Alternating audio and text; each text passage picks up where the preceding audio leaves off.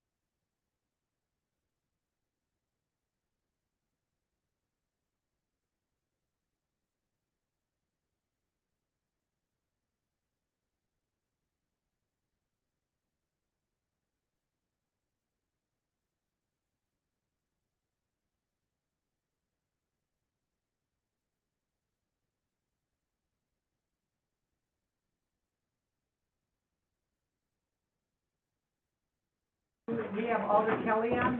We do. It's my job, so.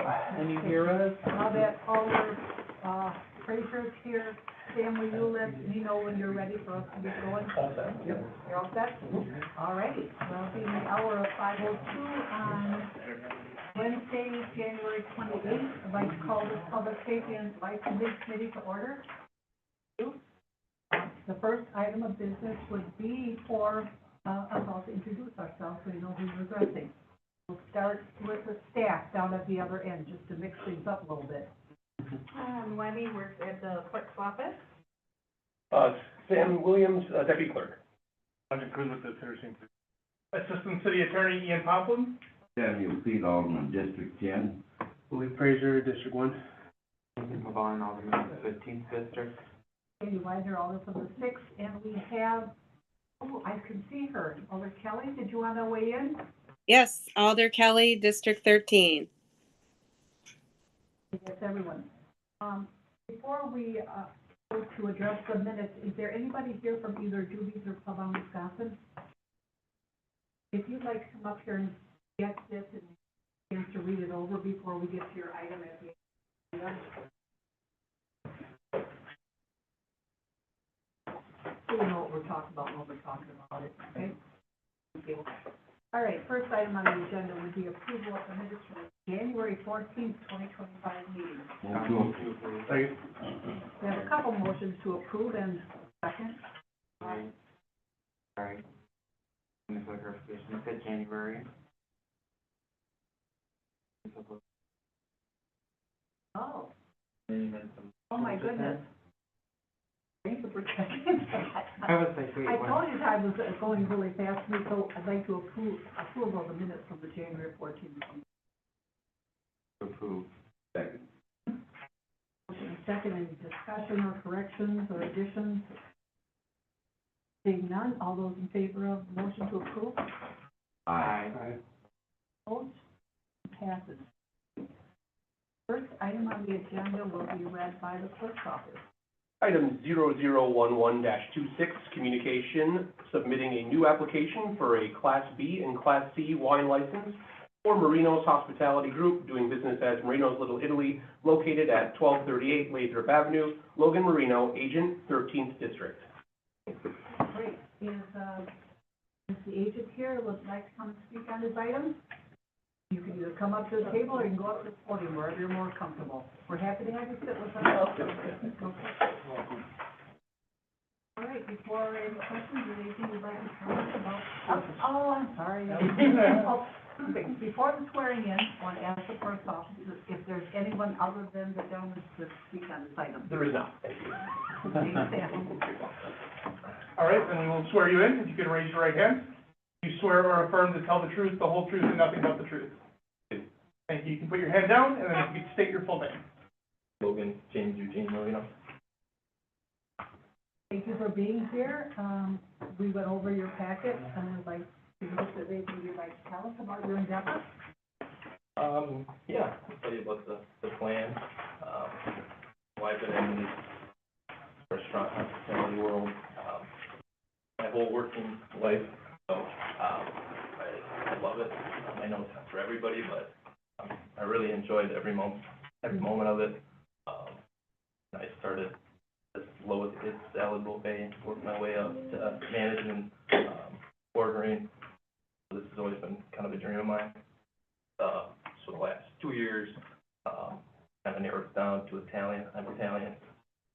This is a little bit more Italian.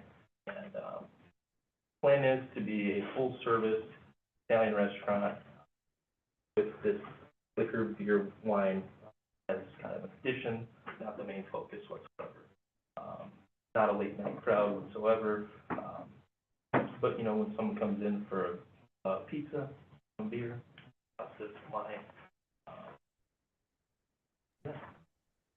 So I understand that you've had a good neighbors meeting with the attorney regarding your business. Correct. You went over everything. Was there any concerns from the attorney's office? The business is not yet open. It's, based on the meeting, it intends to open, I believe, the second week of February, thereabout. I believe the date was February 11th, but a little wiggle room, so it's not quite open yet. There also was some amendments that were done through the clerk's office to some hours and some information that was missing on the application. So if this committee determines that it would be appropriate to grant the license, we ask that it would be granted as amended, conditional upon actually opening the business. Other than that, we have no concerns. These licenses only for beer and wine for in-person consumption. Are there any questions from the committee members for Mr. Logan? Alder Kelly, yes. Oh. So this is in the plaza, right by Wilson's Funeral Home, correct? Yeah. And, had you been working with the, owner of the plaza there to get established in that location? Yes. Okay. So I am in favor of getting this location back up and running as quickly as possible to whatever the fullest capacity as it was prior. The previous establishment kind of closed abruptly. And so, that's one of the few restaurants that we have in that area. So I am in full support of you getting, the beer and wine license. And I would also have a question for the city attorney regarding the previous license. Was there any sort of issues with that? I thought there was something going on with that. Prior to this application, the Bernie's Pizzeria had shut down and had not surrendered their license. That has all been sorted out.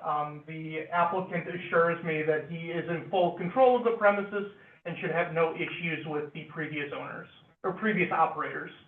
Okay, excellent. Thank you very much. Yes, and question and a comment. The question is, did you work with the previous owner? No. You have plans to get the issue department items taken care of in a timely manner? Correct. You already had a good nature meeting and talked to. Yeah, so, occupancy was all passed, I just have to, service the compression system in the kitchen, which is already all planned. Well, when do you think it'll be finished? It'll be finished Tuesday morning at 9. It's already scheduled. I talked to Dino, and he's got it all, everything else is signed off. Another packet. So, I apologize. My packet's wrong, that's why I thought it. Go ahead.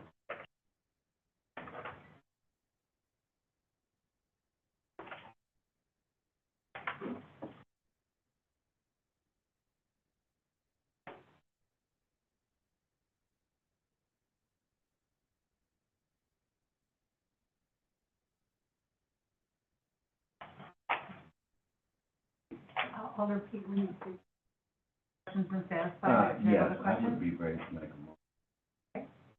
Or I would move to make a motion to grant the license on a conditional basis that he's open fully in 6 months and all the other requirements. That it would include the amended hours. With the amended hours, thank you. Second. Yes. We have a motion and a second to approve the license with the condition that it be opened within 6 months, within 6 months, the amended hours. yes. Any discussion on that motion? Seeing none, all those in favor say aye. Aye. Opposed? Motion passes, and the clerk's office, Mr. Marino. Mr. Marino, the clerk's office can tell you what you can expect. So this recommendation will move over to the Common Council. It is on the 3rd of February at 6 o'clock. It's in this building in the regular council chambers. You do not need to appear for that. They take up the recommendation of the council and either vote to approve or deny. If they deny it, then you don't get the license, obviously. I believe it's a year to approval after that if to reapply again. If you are granted the license, then we will reach out from the city clerk's office to get you your license once all the sign-offs have been completed by the relevant departments related to your permit. So Any what questions do for you? Okay, Well, I'm very excited because it was sad to see that restaurant vacant, because it's a nice cozy little spot. Up in the world. I had frequent, and I knew the previous owner. Sure. Well, thank you. Good luck. Thank you. Thank you. All righty, next item, please. Item 0012-26, communication submitting a new application for a Class B retail fermented malt beverage and intoxicating liquor license for RM Hospitality Group LLC, doing business as Harbor Spot Lakeside Dining and Spirits, located at 207 Gaslight Circle, Roy Peterson, Agent, First District. Let's see, Mr. Peterson, welcome. Thank you for having me here. And wasn't there another name on your application as well? Yes, Megan. All right. Happy to see you both. I think we've all had an opportunity to read, I won't forget. Yep. I did forget, but, well, I saw your face and then I remembered. But first, I have a question for our deputy. There are no other people to speak on this item. Thank you. All right, if you could raise your right hand. You swear or affirm to tell the truth, the whole truth, and nothing but the truth. If you put your hand down, and then if you could each state your names, one at a time. Roy Peter. Well, one or both of you could tell us about what you plan on doing. Yeah, so we invested in building downtown. Our plan is to completely revitalize it, get light, theme, and all attraction, locals and travelers, and families, enjoy it. But that hasn't really been closed down, has it? It was previously the corner house. Better known as the Chancery? Yeah, Wow, well man. played. They closed December 31st. So Yeah. we've been working back up, hold them, just make our own. Track down the creek, bulk inspections, and we're getting those items, bring them up.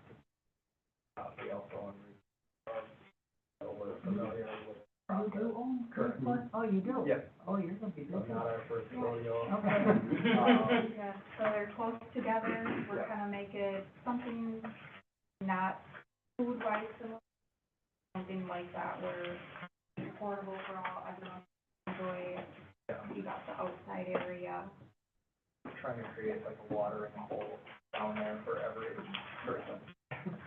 I can tell you, I worked at the original Chancery. Okay. Hubbard versus Mercer, cheese on, peanuts on. Okay. No No peanuts. peanuts. I know The, peanuts. Just did the food certification today, and that is an allergen that we're trying to avoid. Oh, Yeah. good thinking, yeah. Boy, that's a Really? change. Yeah, Yeah. so no peanuts on the floor. I did just put a roll. Well, you did. Doing well. Yeah. He's doing well. Yeah. Goodness. Gotta be.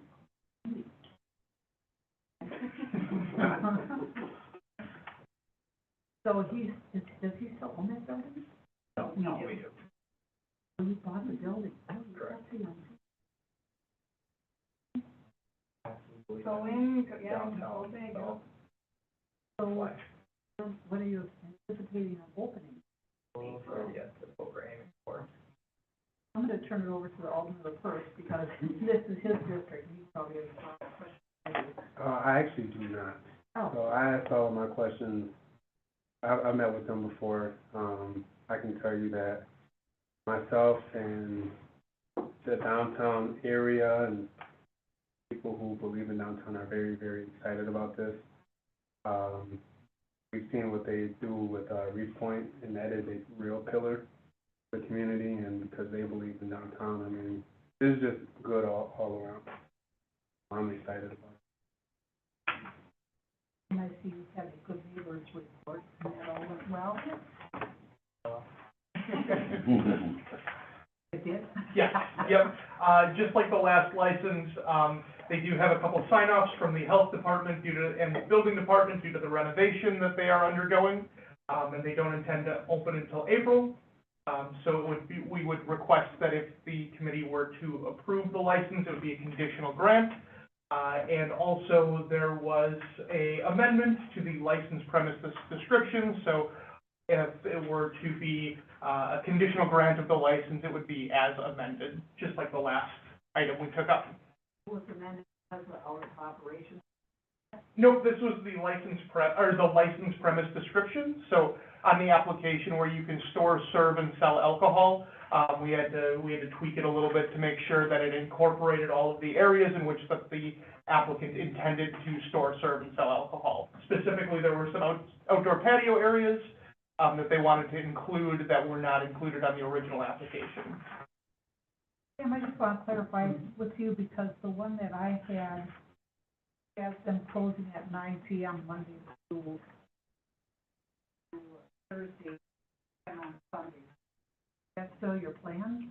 Or was those hours Before the amended? revision. So kitchen will close at 9, Monday to Thursday, 10, Friday, Saturday, 8 on Sunday. And then bar can be open a little later. So, Yep, so I just briefly spoke with Sam. That's a more recent revision than the Good Neighbors meeting, so that would be included in the amended application. okay, the hours of operation, because this would, by the old hours, it would mean that they would have to close the bar by 9, correct? Correct, yeah, but it has been amended, yep, yep, so it's allowed for operators. Thank you very much. Why for this particular spot? What attracts you to it and why now? This was started as a simple conversation with its owner, with the condition of our current building and the revitalization of our future, as well as allowing that roof, if we were to get for construction phases, that we would have another like this interim. That's a big if it were to happen. Building up by or building in full of doing such a large on that we felt we were young enough. I mean, we've opened May of, it runs itself now. If you're gonna do a second location, from each other, which makes So what are you doing about these ones? They're just doing a revitalization of the marina, and that space looks incredible at this point. Fairly low now. So it was just a, preventative on our, yeah. our, nothing's done, so, nothing. No, the county does. Yeah. So, covering the bases, we've got 2 little kids that not on us, so, yeah. Thank you. We'd just like to see what's wrong with paperwork, but you definitely have the experience, and you're obviously making a total commitment, and everything looks good to me. And of course, you have a great spokesman here, and the person sitting next to me, he pretty much said it all, but it's a good step, and it sounds like you're ready to make that. You've already made a total commitment, especially making that almost 13 years. Yes. I guess, Dan, you should be the finance, HR, and accounting person. Yes. I got enough on my plate. I can tell. Well, I would be willing to make a motion to approve on a condition of 6 months that everything is completed with the amended hours and the other amendments. Second. Motion to approve license with the amended hours and on the condition that you open it on. Any discussion on that motion? None, all those in favor say aye. Aye.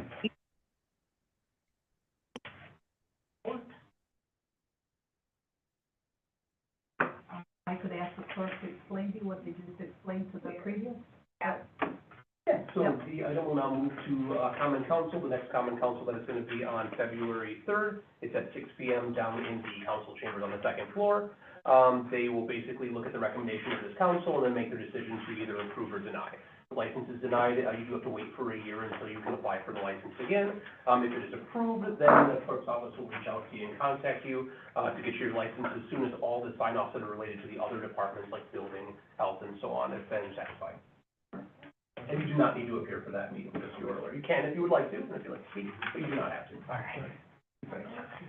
Any questions? No more meetings. We wish you all the best. Thank you. Have a long, successful business. Hope to see you down there in Good summer. luck, yeah. Thank you. And thank you for investing. We do appreciate that. Looking forward to it. Thank you. All right, next item from the clerk's office, please. Communication, submitting a new application for a cigarette, tobacco, and electronic vape device retail license for Mo's Market LLC, doing business as Mo's Market, located at 1949 Racine Street, Said Shahade, agent, second district. Okay, so we have Mr. Shabade. Hello? Welcome. Okay, from the clerk's office, do we have anyone signed up to speak? We do not. You and from the attorney's office. You could, I'll swear you in, if you could raise your right hand. You swear or affirm to tell the truth, the whole truth, and nothing but the truth. Thank you. You can put your hand down, and then if you could state your full name. My name is Syed Mohammed Shahadi. So, Mr. Shabbat, do you want to tell us about what you plan to do over here at, 1949 Racine Street? Are you currently in business there? You're adding this, or? Well, I'm trying to open back up my father's store. Basically, it was just like a convenience store, grocery store, stuff like that. And we're putting a new addition with a restaurant in there. Trying to get a tobacco license. Mostly tobacco, or are you focused on the vaping? And just like tobacco. For sure, like,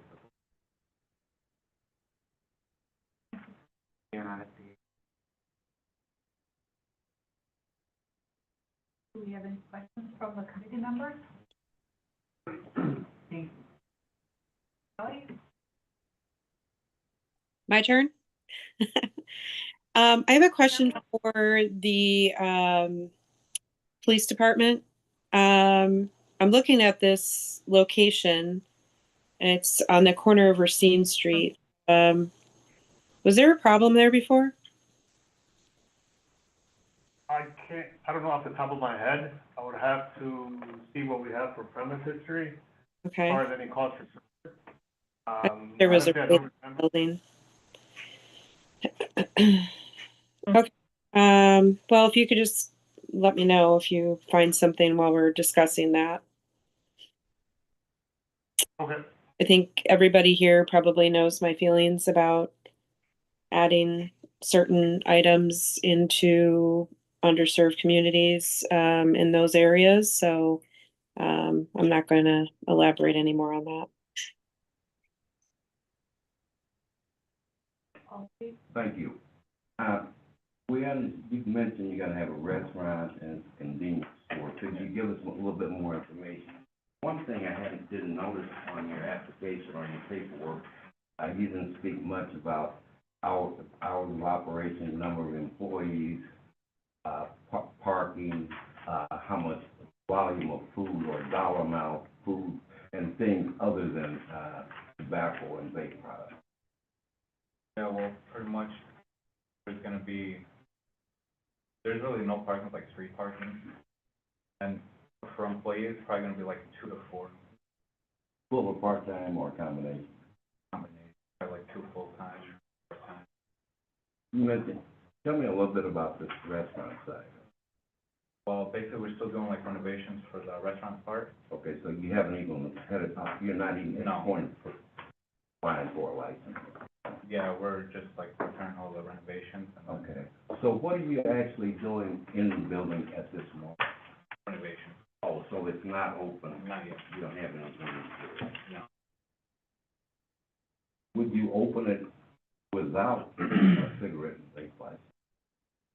I feel like it's just like a convenience thing. Yeah, I appreciate that, but Yeah. my question is, would you open it as a convenience store and a restaurant if you didn't have access to the back one?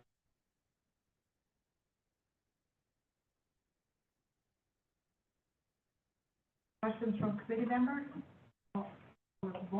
As for the city attorney, there's nothing statutorily that would prevent us from granting this.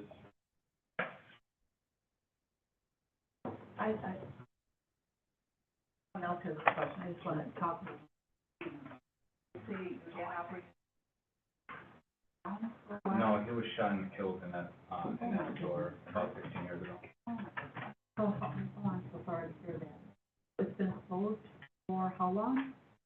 About 15 years ago, about 10 years now. We had somebody rent it out, but business kind of fell apart. One day over, Same thing. same thing, convenience store, Liquor store. or convenience and liquor store, Yeah. you're not thinking about liquor? I was, but I heard the license was grandfathered in, but I guess the city was saying they pulled it for not being open for so long. But I don't know. Would you intend on offering food there, Yes, not restaurant food, prepackaged. Yeah. Bread, milk, Yeah. soda? So you do intend a convenience store? Yes, With the addition of cigarettes and stuff? yes. No, it's a clear picture. And I have a problem. Thank you.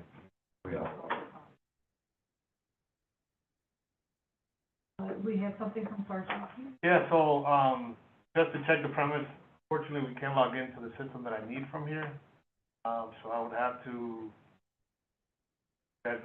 once I go back to the PD, I could draft a quick document for it and tell you the last cost for service, but as of right now, I can't remember much as far as, since I've been here. So I guess it would be, appropriate if the committee so wishes to approve the license. That would just be a recommendation that would go to council. By the time it goes to next Tuesday, we would hear from premise report. We could address that then. I'm hoping that we move forward somehow, because I do believe that is a food desert there, and people do need to get their staples. You would probably appreciate the ability to get bread and milk and whatever.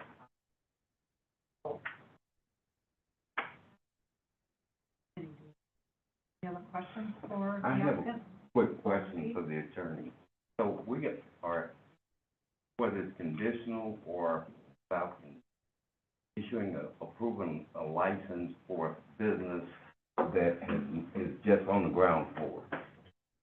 So with a tobacco license, because those are not limited in number, it becomes less important to do a conditional approval. With both our Class Bs and our Class As, there's only so many we can give out, so we want to make sure that when we give them out, those are being used very soon.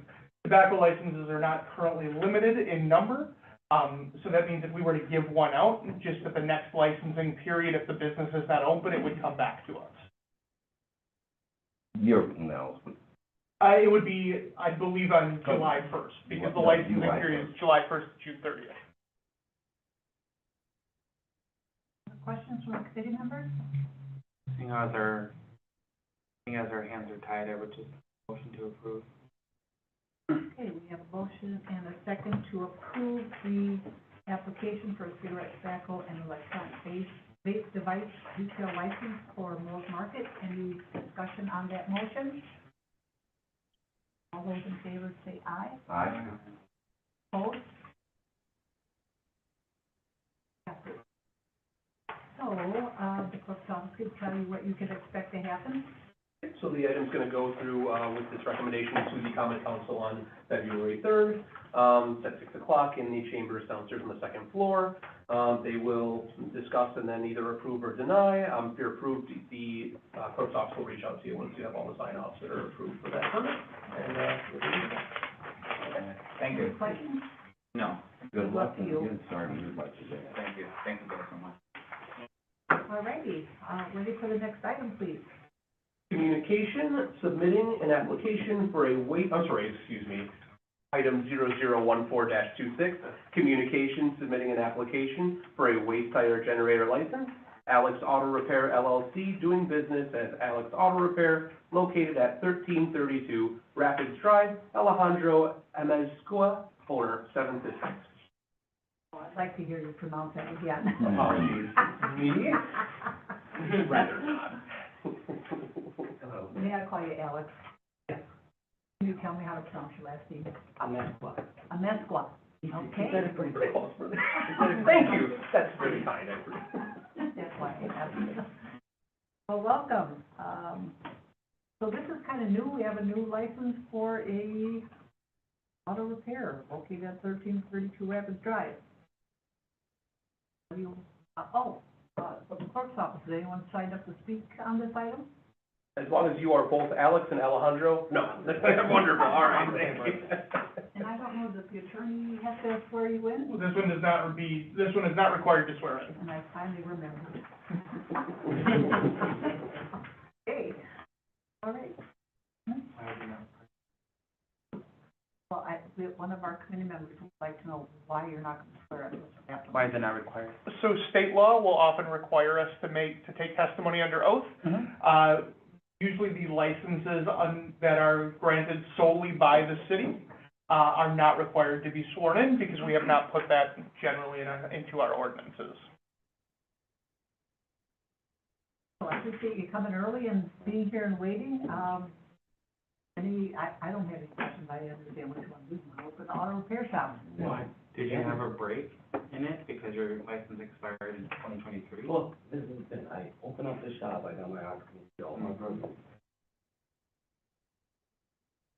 I had to realize, told it I had to get a tire license.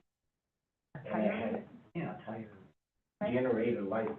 So I applied for all the permits, I wanted to come and get it. So I did, issued a new one. Now this past December, I get a letter that says that my license expired. Now, I had to be here. I came and paid the fee, apply, and then, now it says I have to be here. I was like, oh. I'm here. We really want to meet you. Okay, okay. That's why you're here. So because it's considered a new Right. license because of that lapse in time. So we really. Oh, okay, all right, I get it. Okay. Thank you. So you're operating now as an auto repair shop? Correct. Okay. Not a tire shop. But one of the things that I put on my application when I opened up the shop, they asked me what would I be doing in the shop. Well, auto repair, such as electric, service check. And we also use fire service. It's just, not terrible. Fire service. That. They made me get this thing. Like, do you sell tires also? I do, but not as regular tires. We really little margin. It's like one of the 10 things that we do, but very little. Fairly little margin. If you go to down by Washington, Tire Plus or Tire Discount Tires, they got a great deal. Sometimes they can sell tires better than the price I can get them. But it's really hard to compete with. I mean, business. So this is just basically an added service? Right, it's added service. When you come in with a bad generator or alternator or something. The clerk's office provide clarification. Just because if he does replace tires, it needs to be disposed of properly. Is that why this license is? Correct. Okay. So you do have a proper disposal channel? Oh, yeah, yeah. We have a company that's from Chicago. They come and pick the tires up. $3 per tire. Last time they were here, like 2 years ago. So maybe the last time they were here, they came and picked out 50 tires. So if right now I might have like 20, 30 tires in the back where I'm ready to get picked up. Speaking of that, do you have proper storage so that they're not just sitting out in the street becoming a... Oh, they're not on the street, no, they're inside where I'm fenced. They're not there. I know you want your feet every year. Okay. That's Every the year. whole point. Every year. lots of July. money. July first, but if you apply for the you should apply for the renewal before July. Is that a? Google Calendar. That actually expires December. Oh, the December. Oh, okay. Have to renew it every. I think it's one of the eight. And then, remember, next December. July first. Well, that's, Yeah. if, the committee approves.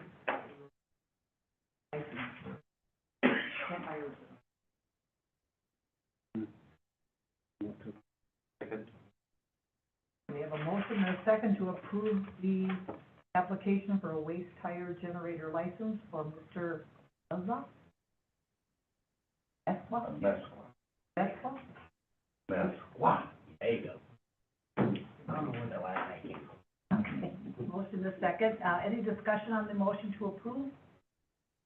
Seeing none, all those in favor say aye. Aye. Opposed? Motion passes. Well, thank you for being You're here. welcome. Anything Been from up the checking clerk? 11 months, huh? All right. So, Same process as the other ones will be, common council on the 3rd of February. Okay, thank you, and you don't have to go to that, just if you do not want to. There you go. thank you for being here. All righty. We can move to the next item. Item 0046-26, communication, submitting a renewal application for a waste tire generator license, LA Tires LLC, doing business as JL Used Tires 1, located at 1626 Douglas Avenue, Louis Batista, owner, 4th District. Mr. Batista did not need to be here. Any questions from the committee? To approve. Second. Motion and second to approve the renewal for the tire generator license for 1626 Douglas Avenue. Any discussion on that motion? It's something yellow or is her I hand? think it is. That's what I was That's her thinking room, that's the myself. light in the back. Okay. Yeah, that's not her hand. I didn't want into that. Okay. So seeing no discussion on that motion, all those in favor say aye. Aye. Opposed? Oh, Aye. thank you. Motion passes. Next item, please. Item 0048-26, communication requesting the appearance of Andrew Wensing, agent for AWW1 LLC, doing business as Pub on Wisconsin, located at 525 Wisconsin Avenue, pursuant to a formal expression of concern, and also requesting consideration of rescinding the formal expression of concern, 1st District. Is there anyone, you both come up here? Do we have someone signed up to speak on this item? Is it okay if I sit with them? We're calling, or is that the? Yeah. That's fine. Just the two gentlemen here, but I do need, Andrew to sign it, if you wouldn't mind. Thank you so much, appreciate it. And then do we have to swear in you folks? We do, and I have a, little paragraph I have to read them to tell them what the purpose of this meeting is.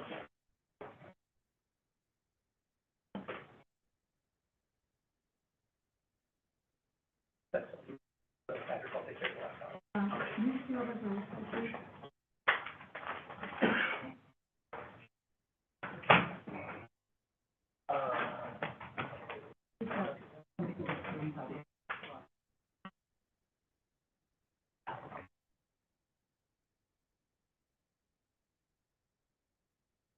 Righty.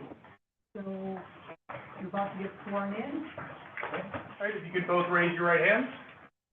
You swear to tell the truth, the whole truth, and nothing but the truth? I do. Thank you. You can put your hand down, and then if you could each in turn state your full name. Andrew Wensing? Brandon Thomas. All right, so, you've been required to appear before this committee because the committee has received notice of one or more concerning incidents at your licensed establishment. As a result, the committee has issued a formal expression of concern against you under section 6-27 of the ordinance. If you are issued 2 within a 6-month period, or 3 or more in a 1-year period, you'll be referred to the city attorney's office for disciplinary procedures, including possible suspension and/or revocation of your license. You'll have an opportunity to address this committee and tell how you intend to correct these issues going forward. You do not have to discuss any specific incident unless you wish. The purpose of this is to talk about how we can solve these problems going forward. I will provide the background history. Pub on Wisconsin at 525 Wisconsin Avenue was called in on April 30th, 2025. That was received and filed on May 14th, 2025. What that means, it's been 6 months since that occurred, so they are on, still within a 6-month period, so this would be a warning. It would not be a referral to my office at this time.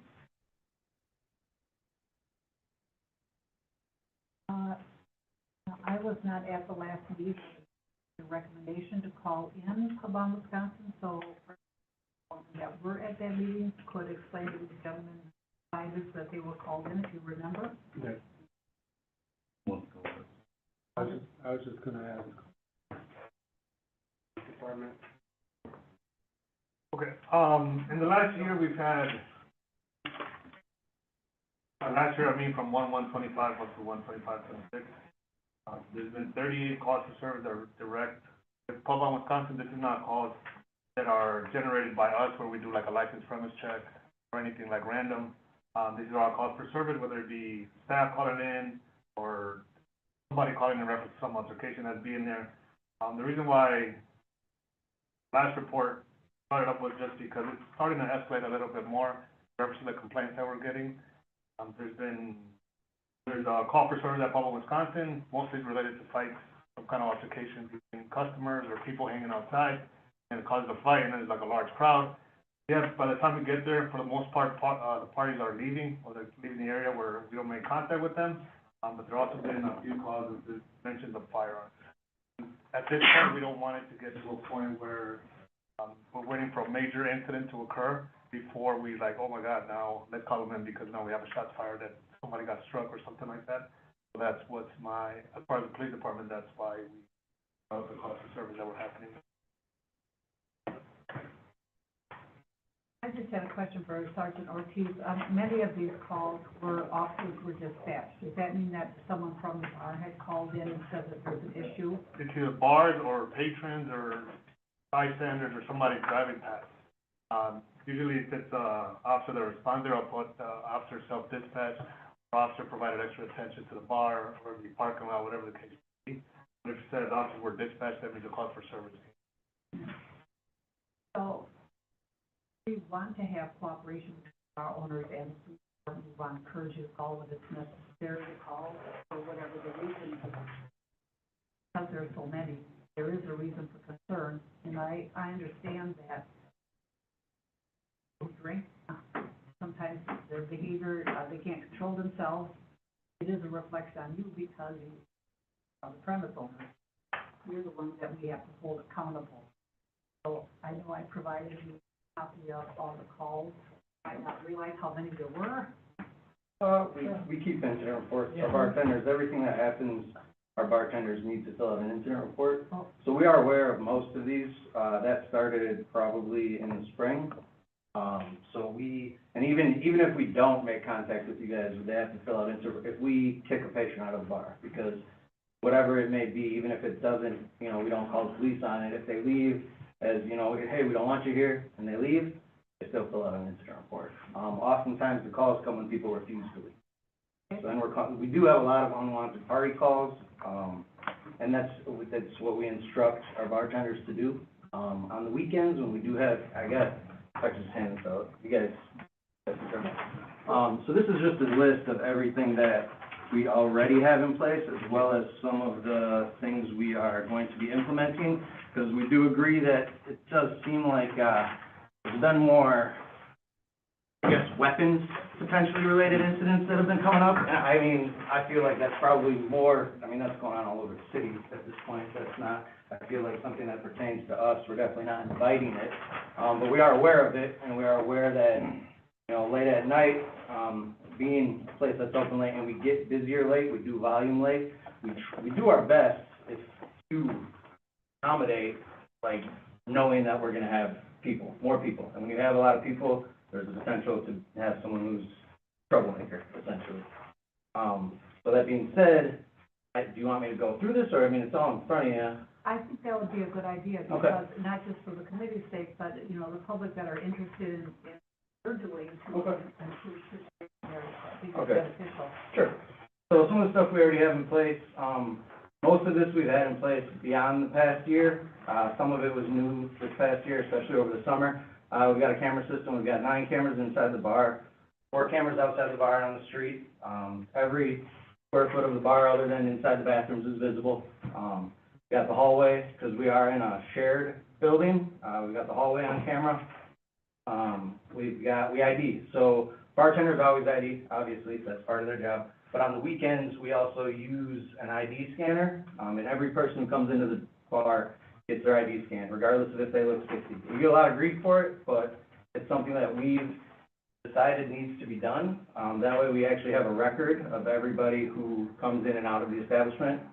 That starts when we have security staff on. So security staff, it's different at different times of year as volume calls for. So during, January to April, we've got 2 guys on, because it's typically a slower season. Once it starts to warm up and things get nicer out, we've got 2 on Thursdays, and we've got actually 4 security staff on Friday and Saturday nights. And the main reason that started happening was because we've got parking lots across the street, which actually aren't even our parking lots, but there are other companies, there are other businesses, private parking lots that people park in, and that was becoming a pretty big issue for us. There's crowds gathering in the parking lots, a lot of people not even coming into the bar. People would want to come in and out of the bar who are hanging out in the parking lots, not even necessarily in by us. So we started barricading those off, and we would have our security keep an eye on that throughout the night, after 10 o'clock, because one of them is the hotel's parking lot, and it's just, their staff is all gone for the night, so it just sits empty. The other one is QP's parking lot, which again, they have no parking signs posted, and we did get in touch with, I believe Racine Police started ticketing. They had to submit a no trespass to allow for that to start happening, so that did start happening over the summer as well, but we still just locked them off just to avoid the headaches that it was giving us. So security does that as well, and they're always on it. We keep them on until 3 a.m. The bar closes by 2:30, but we keep them on and around, and we have them keep an eye on things outside. We've got radio communication. Our staff on the weekends wears radios with the door guys so that they can quickly communicate if there's an issue or if there's an incident that needs to be addressed. I went over the parking lot stuff. Our staff is instructed to contact non-emergency for unwanted parties that refuse to leave. They're not supposed to get physical with them. They're not supposed to instigate or escalate situations. If something does get to the point where, either they're saying they have a weapon or there's threats, or if something does turn physical, if it gets to a certain point where it feels as if people are in danger, then we do go ahead and call emergency.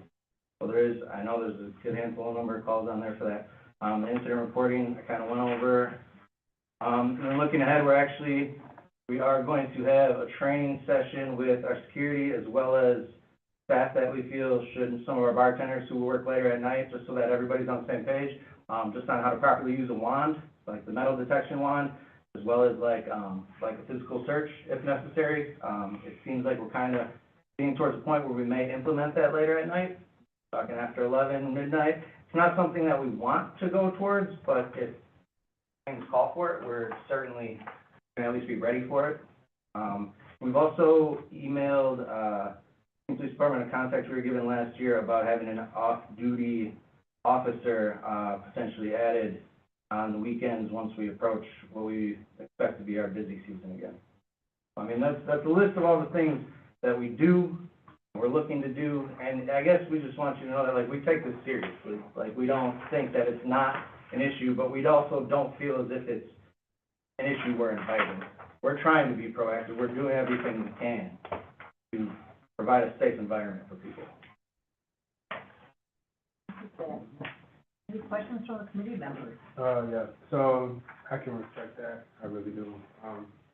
Even with everything that you have established, still 38 calls for service.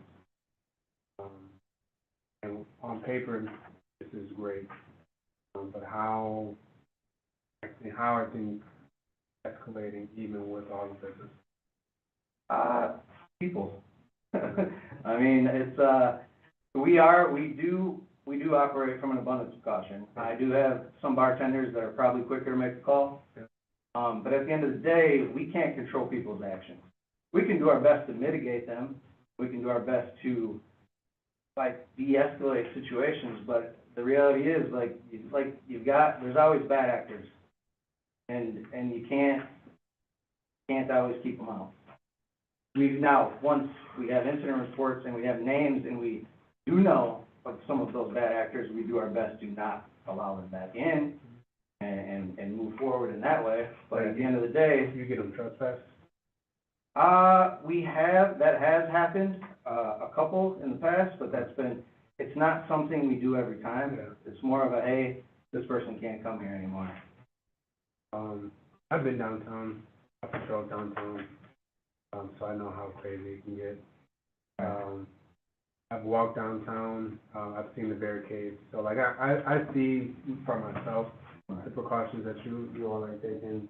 Like Sergeant Ortiz alluded to, this is, at least for me, as your alder, and alder, just one of the things where we just wanna, have that conversation face to face, figure out how we can best assist you in your efforts, because the one thing that I don't wanna do, or don't wanna see, as an alder, and as your alder, is, see, like, licenses taken away or anything like that, especially with stuff.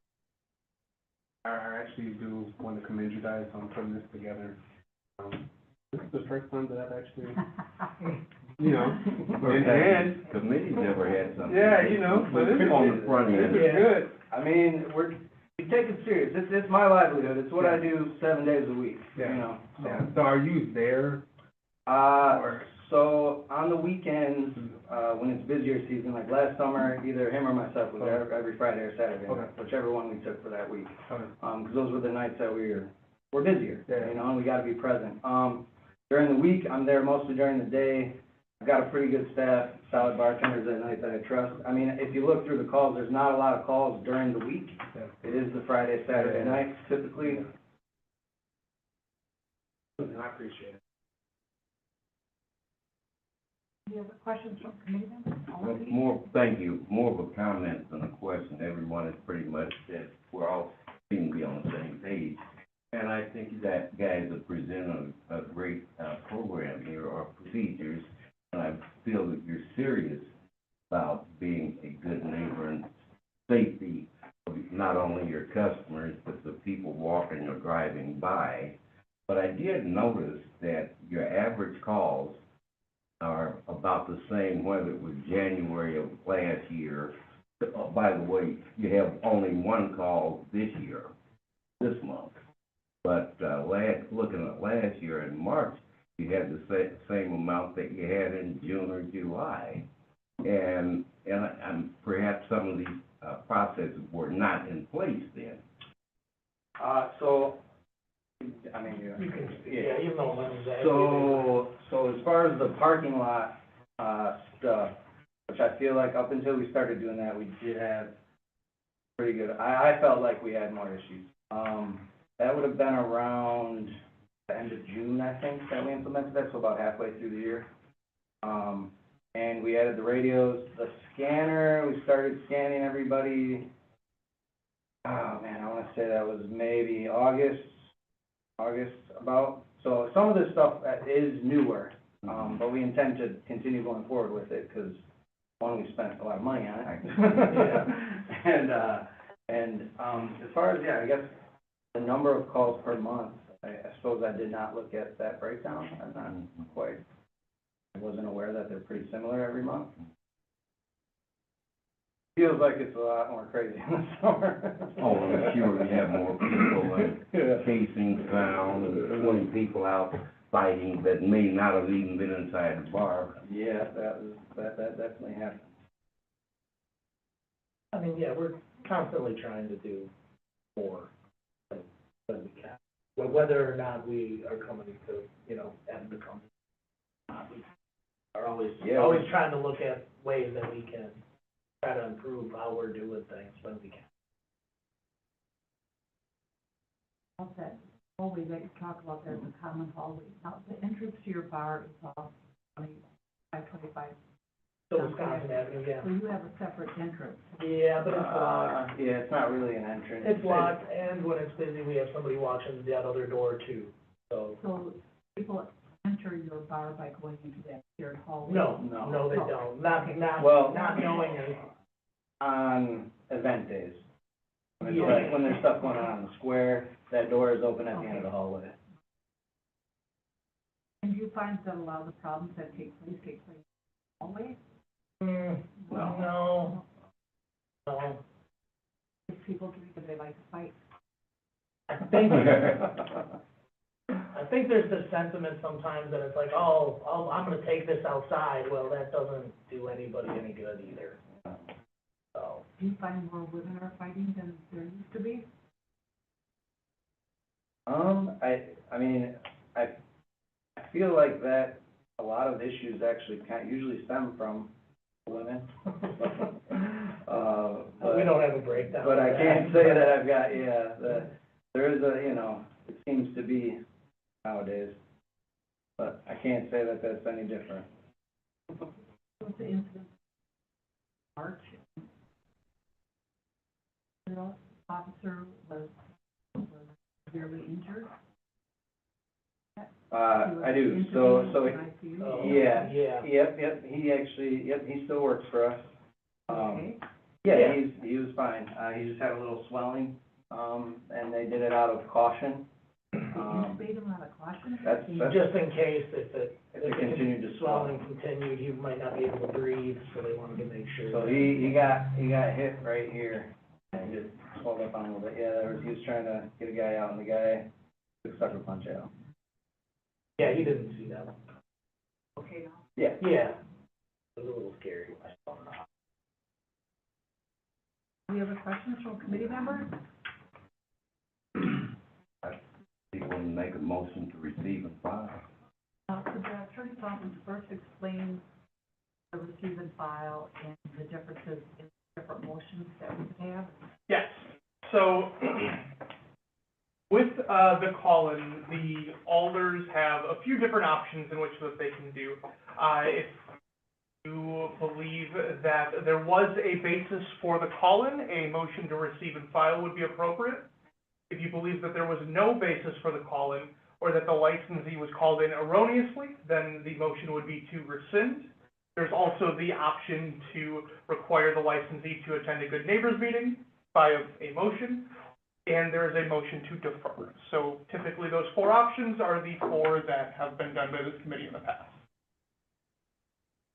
So to receive and file, that means that another call-in, Within, I guess, 5 months and 2 weeks, because it counts from the day that they were called in, so January 14th. A second one would refer them to my office for prosecution, potential prosecution. I have to look through all the calls to see which ones are, the bar could be seen as culpable, but it would be referred to my office for prosecution. Are we able to request a rescind of the formal expression of concern, or is that not something No. we can do? Okay. unless you want to run for alderman and get a. You only get one vote. Yeah, okay. Yeah. Can I just say something quick before, I just wanna say that anytime we have interaction with them, they are cooperative. Bartenders on team, they provide their operator's license, Class B license, really get no issue from them. The reason when we talked about this was mostly just because the calls of service were escalating. But as far as video and anything that we get from them, they're always extremely cooperative with us, we have no issue with it. And I just wanted to bring that up, last meeting. We appreciate that, because we do want to have cooperation with our bar owners. We don't want to punish them for other people's things. You know that everything they can possibly think of doing to try to, mitigate the issues that are taking place there. But I'll leave it up to the committee to make a motion. That's all. But I already made one. Oh, No, Alder Pete already. I already made the motion. Oh, Second. I'm sorry. Motion to receive and file. So, the motion was to receive and file. Yeah. So I guess I. Okay, we have a motion, a second to receive and file. Any discussion on that motion? Sorry. Attorney's office, so receiving and filing is just like documented. Receiving and filing would be a strike against their license. Within like, okay. And then they have 5 months and 2 weeks. To get one in between that time frame, then they'll be referred to your office for. For potential suspension or revocation, Matter of 3 in a year. or 3 in a year. But I'm gonna speak to that motion, even though I will not vote, this is a tie. I have a problem with this being another strike against our license because they have been cooperative. And we want to continue to have a cooperative relationship with them. We've done everything in their power that they can do to try to mediate these issues. And, another call-in for the state, and it's very probable, if you look at these calls, there probably will be more call-ins between now and 5 months. And if we call them in again, it would be very serious.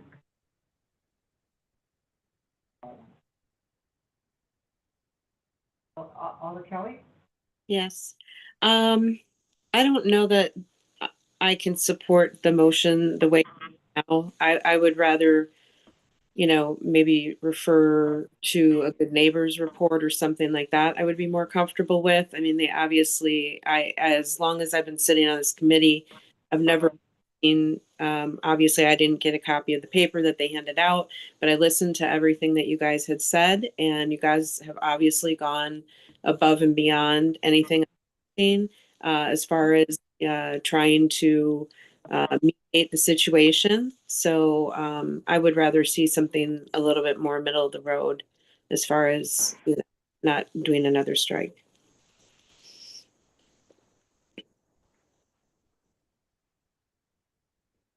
Seeing none, all those in favor of the motion to receive and file, signify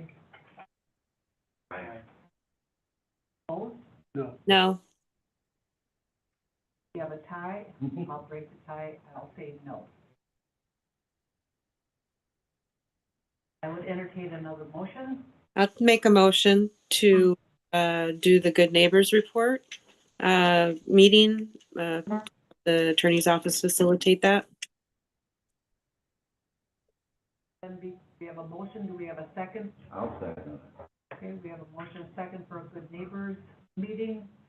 The attorney's office could maybe explain what that would mean? Yep, so it would likely be myself and Sergeant Cruz. We would either sit down or have a phone call in which we talk about, what's working well, what's not working well from the police department perspective, and go over, just kind of the things that could be done better, could minimize calls. We can't really tell you how to run your business, but we can provide you information that has worked for other bars in the community. Yeah. The more information we have, the better. Yeah. So we have a motion and a second to have the Good Neighbors Report discussion, or Good Neighbors meeting. Good, yeah. Any discussion on that motion? Seeing none, all those in favor, aye? Aye.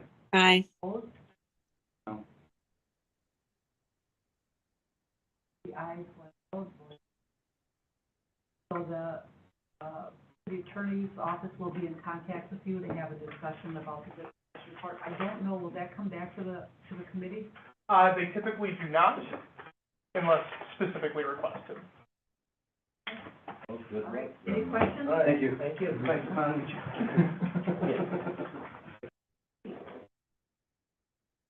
Okay, we're ready for the next item, please.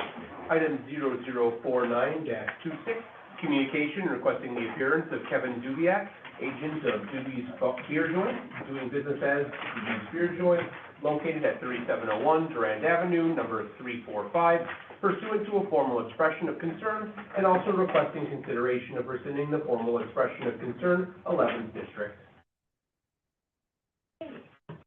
First, do we have anyone from the clerk's office signed up to speak on this item? We do not. And from the attorney's office? All right, if you could raise your right hand. You swear or affirm to tell the truth, the whole truth, and nothing but the truth. Thank you. You could state your full name. Kevin Dubiak? All right, you have been required to appear before this committee because the committee received notice of one or more concerning incidents at your establishment As a result, the committee has issued a formal expression of concern against you under section 6-27 of the ordinance. You're issued 2 within a 6-month period or 3 or more in a 1-year period. You'll be referred to the city attorney's office for disciplinary proceedings, which include possible suspension and/or revocation of your license. You're going to have an opportunity to address the committee and tell the committee how you intend to correct the issue going forward. You do not have to discuss any specific incident unless you wish. And then I will add that Doobies was called in on the formal expression of concern was issued on October 1st, 2025, and rescinded on October 15th, 2025, so they do not currently have any formal expressions of concern pending against the establishment. If received and filed, this would be their first offense. Thank you so much for that. Anything from the police department? Yeah, for the calls for service, I have 28, and going back a year from 1/1 of 2025 up to 1/6. We had the large fight that was mentioned in the previous report was the one that we talked about. That's the reason why we bring them in. There are other fights, there are other calls for service that are related to that plaza, but I've only documented the ones that we can say 100% that belong to me. We've had calls for people hanging out in the parking lot, some in the back, some closer, like going east, more towards that dealership, but these are the 28 that were documented for. As mentioned, there was a big fight that they had on the 3rd that brought them. Right, so there's been like 2 incidents since we come in here. And this is like a carbon copy of Brandon and Andrew talking, it's the same thing. We don't do anything to invite that environment, foster that environment. We do everything security-wise, camera-wise. If people start to act a fool, they act a fool. And you asked about the women, I felt like, who else back there? They are overwhelmingly, probably 75% of the cause of all the problems. It's far and away the women that cause the most problems in the bar. And what we see in the video. That's what it is. And what are you gonna do? And we get, our bartenders will get phone calls from other bars on the south side, like, hey, just so you know, we just had a huge fight, and we heard everybody saying, we're heading to Doobies. And then things end up out in our parking lot without them coming in, the cops get called, and it's like, hey, there's 100 people in your parking lot acting crazy, and it's just like, they weren't even in our bar. They're coming from different places, like it's their meeting ground to like have big fights. The big parking lot is great to be busy and to have a lot of people, and that's fantastic, but it's an invitation, for people to, like, if they wanna go somewhere and act crazy and have a lot of people, let's go over to Doobies and mess up Elmwood Plaza, because they don't care. So do you find that the fights that are taking place inside your bar are patrons that were in there drinking, or are these people that are out in the parking lot?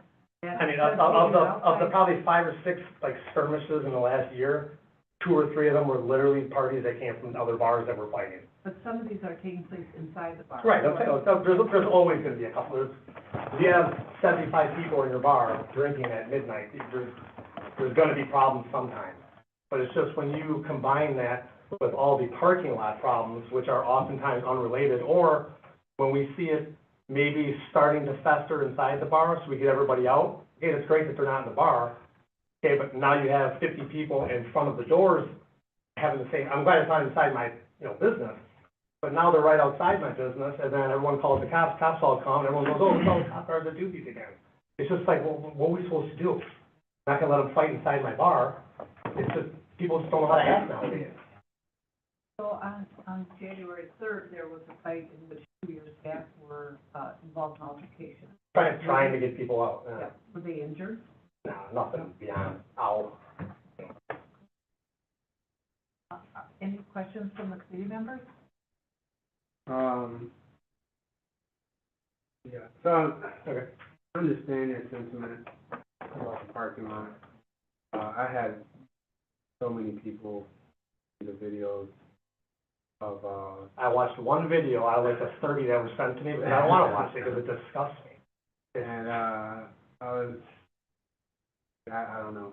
Yeah. I don't know. So like, what security precautions do you have in the bar? Just normal security, and I got 16 cameras, and the people at the door, But there's nothing you can do. I mean, I've looked through all these, out of the 28, there was one weapons one, and it said that when the police came, they said it was unfounded. So all it takes is one person to call and they have a problem. For all I know, they probably were being kicked out and they make a call. I mean, so it's, anybody can act up at any time. You know what I mean? It's just, I get that, but with this one, there were, and all groups of women. okay, gender aside. No, but that's what they were. If you watch the video, it's all women All right, fighting. so gender aside. Yeah. There were still multiple fights, Mhm. and there were like pockets of fights. Yep. Like, people are arguing, and they start fighting, and then these people start arguing, and they Yep. start fighting. And then it's just like a brawl. It was basically 90% all related. So don't be fooled by the pockets that were 5 feet away from each other. It was all related. Okay. I'm just saying. Okay, Yeah. so, again, I'm just confused as to how do we get, like, at what point does your staff or you or whoever's there, like, read the temperature in the room? But if you have 75 people, No, that's and not- no, that's- I'm answering your question. So if you have 75 people and all at once this happens, how can anybody do anything? Okay, but that's typically, you know. But that's what the big fight is, which is the reason why I'm here. If you see the video, it was almost just like 3, 2, 1, let's go. And they all started going at it. I mean, how are you supposed to read the room on that? You can't when people are acting that way. I can understand. They came there with the intention of that's what they were gonna do. They came But lucky me, they did it at my establishment when they could have done it somewhere else. That's all that is. It really is. So it's not related to anything that happened in my bar. Okay, so at no point, none of these people were served at your establishment? Well, of course some of them were. Okay. Okay. And so my point is, okay, it happened inside your establishment. Correct. And when it comes to your staff serving alcohol, serving period, it's like, what is their discretion? What is your process when they do see things starting to escalate? Because I don't believe that, they walk in, they have a drink, and then let's fight. Like, there has to have been some type of. This is very much what that was. Okay. This is very much what that was. And you guys. Other incidents are, every incident is its own animal. I mean, sometimes someone walks in, they have a problem as soon as they walk in the door. Other times people are there for 2 hours watching the game and being casual and someone bumps their drink onto their shoe. Now they have a problem when they didn't have a problem 3 seconds earlier. I mean, incident begets circumstance. I mean, How many people do you have working, in the bar? Aside from security, Aside from security? bartenders and servers? How many people? that's, what do you mean, that's everybody though. Besides, so bartenders and servers, how many people do you have working? There's 2 bartenders, a bar back, and then security, and then my kitchen. Right, and then how many security personnel do you 2 have? on the weekends. Okay. And then what is your security kind of like, are they hanging by the door, Yep, are they yep. circulating around inside? Hanging by the door, then they have radios, and the bartenders, if they notice anything on the far end of the bar, like down by the pool tables or whatever, if they can't motion them, they'll give them a quick flick and talk to them, and say that there was a couple people maybe act a little funny down there. Yeah. So here's my thing, I think this committee has been very understanding with the parking lot, because we know that attracts a lot of people, and a lot of stuff happens there. I think my hesitation this time is because the incident was so massive inside of your establishment. It's just like,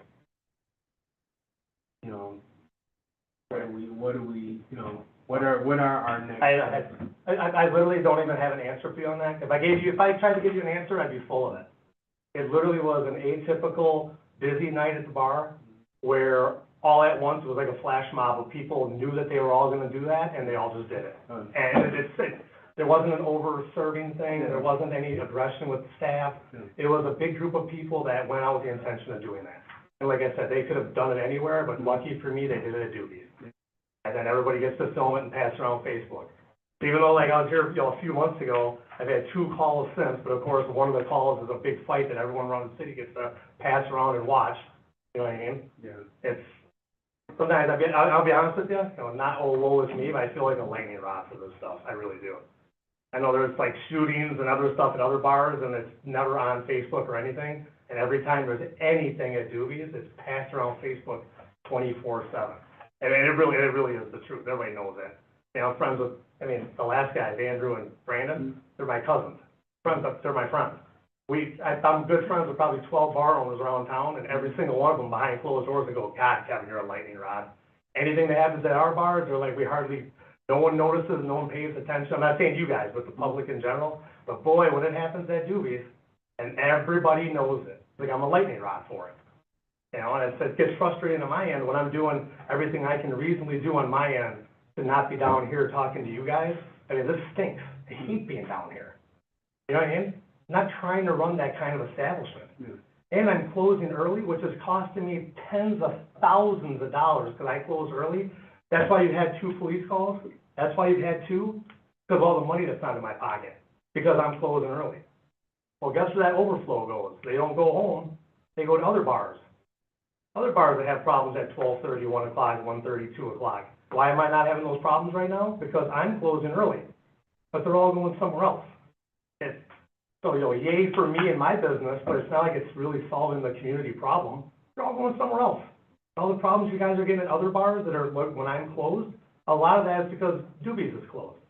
So instead of me getting all the overflow that I've been getting for years, I wisened up and said, well, the money's not important enough, you know, me having a liquor license is more important than the extra money.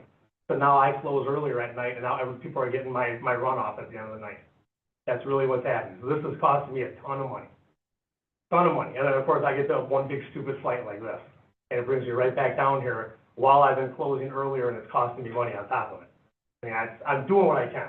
I mean, reasonably. I mean, I really am. I mean, this is very unfortunate. I wish this wouldn't have happened anywhere. But, I mean, this stinks. It really does. Any other questions from committee members? Keith? Yes, I hope I didn't miss it, when I stepped out. And first of all, I can appreciate, your situation as the owner. Mm-hmm. If I put myself in your shoes, but on the other hand, being responsible for the safety of the community, I have to ask you this. What can you do to, mitigate the situation, to get less calls, to get less fights? Because again, it's probably been said before, eventually it's gonna be something. But without being a wise guy, you know what I could do? Blow up 90% of my parking lots. I can't fit as many people in my bar. Well, you got a lot of cars. No, but you know what I'm saying? Anyway. As long as I have that mammoth parking lot, there's going to be problems in that parking lot. I know last time when I was down here, we discussed it, whichever police officer was down here, he's like, oh yeah, he goes, we're aware of it. He goes, we're trying to control it more. We can see that the problems are the parking lot. The parking lot attracts the nonsense. Well, have you considered having, security in the parking lot, somebody driving around? I don't know. Well, I used to have an undercover, or an off-duty cop doing that, but that really didn't seem to matter either. There's such a lack of respect for any authority figure nowadays. Like I said, it's not of course, knock on wood, I mean, this could happen at any time, but it's not weapons problems, it's really not. It's skirmishes in the bar where we try to hurry and get them out. We make the police call, which, you know, it's not supposed to come against you, but, you know, every time you make these calls, and a lot of times when, police come, nobody's there, it's over. Police come, nobody's there, it's over. Police come, no one there, it's over. But they add up on this, and then I get handed a 4-page thing that, you know, looks bad. Oh, yeah, I can. You know what I mean? It's like, but we're supposed to call the police. And we appreciate your cooperation. But then it dumps into the parking lot, and then the problem is when it dumps into, when someone has a problem on Main Street, and it dumps into Main Street, there's only 3 parking spots in front of your bar. So as people disperse, they're dispersed up and down the block. When there's a problem at Doobie's, they go into the parking lot, and it's made for the nonsense. And when that happens, it stinks, but there's nothing I can do about that part of it. I can't. I'm not gonna send a couple of security guys out to the middle of the parking lot to get beat up and jumped by 50 people, when there's times that when the police officers come, it takes them 20 minutes to make them disperse sometimes, and that's police. There's no respect for anything. You know, and I'm not overrunning capacity, it's not that type of stuff, so there's nothing, you know, against the rules going on there. It's just when, you know, the younger crowd wants to act that way and out of nowhere, unprovoked and not overserved, they're just gonna do that, as you can see by having the lot lately. The last people that were here in front of me, those are good guys that run their business properly. Yeah, but, we you know, can it's appreciate that. But again, looking at taking your words, Mhm. the whole city would be in chaos if we accept that as an excuse. Well, the whole city's not a bar. No, but all bars all over the place. you've made a know what lot I of points Yeah, that's- about what's going on. Doesn't have that Put it target, this they're not a way, bar. We can't legislate morality. We can legislate rules, but we Right. can't legislate Right. morality. And you're speaking about morality, but again, as the owner, we have to work with you. Right, but once Or you we, have to well, work with us. once we properly, hopefully nip it in the bud before it really gets going, or maybe it just started getting going where it's not really a problem, you're getting people, you scoop out the door, once they're in the parking lot, whether the parking lot has 12 parking spaces or 120 parking spaces, once they're out in that parking lot, what are we supposed to realistically do once they're in a public parking lot? I don't own that parking lot. You know what I mean? There's only some, when we get them out of the premises, like I said, this fight's a black eye, this is unfortunate, there's not a lot I can say about that. But a lot of this other stuff is, what are we supposed to do once they're in our parking lot? We open the door and go, hey, get out of here, they turn around and give you the finger. And they turn the music up louder, and while 8 more of their friends come in, and then they sit there and dance in their cars in front of my bar. So you're saying it's your crowd? And I wanna make- it's a lot of It's your times. customers? So Yeah. you need new customers, not to be facetious, Wow. but it sounds like a lot of the Welcome to customers welcome are to the Racine at problem. midnight. I'm just gonna say that. Okay. That's, go to a bar at midnight. Okay. It's, we are really, really trying. I wasn't totally surprised when I got the letter to come down here because of, all the good footage of that fight that everyone passed around the city, but I was really hoping to not see you guys, if ever, for a long time, knowing that there hasn't been many calls, and of course, this had to happen. Well, this is the first time in the No, history. no, for sure, but all the steps that we've taken above and beyond our normal stuff, which, go ahead. When you say steps, specifically, what steps have you done? I mean, you're closing early, I Really, guess, yeah, that's and the number radio one. and all those Number kinds one, of things. because, 90% of your problems are from midnight on. So I moved up my closing time by 2 hours, which literally chops my money in half as a bar business owner, just to not come down here and see you guys anymore. And what happens? This happens. And it's just like, sometimes, like I said, this is unfortunate as unfortunate can be, but sometimes things like this happen. Timing couldn't be worse for me, after just seeing you guys a couple months ago, but what are you supposed to do when just a flash mob fight breaks out in your bar for people that haven't been there all night and they weren't overserved? They were there with the intention of doing what they did. I just happen to be the fight location, lucky me. Do we have any other questions from the committee? Anything from Sergeant? I'm looking at this report and looking at more than half, or about half of these are that take place. Several of them are calls that we want to have of our bar owners. For example, officers were dispatched in reference to a man with a gun and possible violence. You want to get those calls. Yeah. I know you don't like to get called down here. I don't know why, because we are very kind people. Everyone's okay on a personal level. Yeah, we just want to Just have. when I have all you together in one room, I know what it means, Well, you might want to stick around for the conversation that's going to take place on the next item on the agenda, because I think they're starting to address things that are coming from different directions from what we normally rely on, which is a report from the police department. We're all getting inundated now on our Facebook pages, on our cell phones, our emails, incidents that are taking place around the city. We've got to figure out a way that we as a committee are going to deal with those. Because in the past, we have always relied on the information provided to us by the police department, Sure. rather than in response to random communications that we're getting from other directions. So I believe you were called in because the incident that took place on January 3rd, because it was a big deal. It was. Have to address it.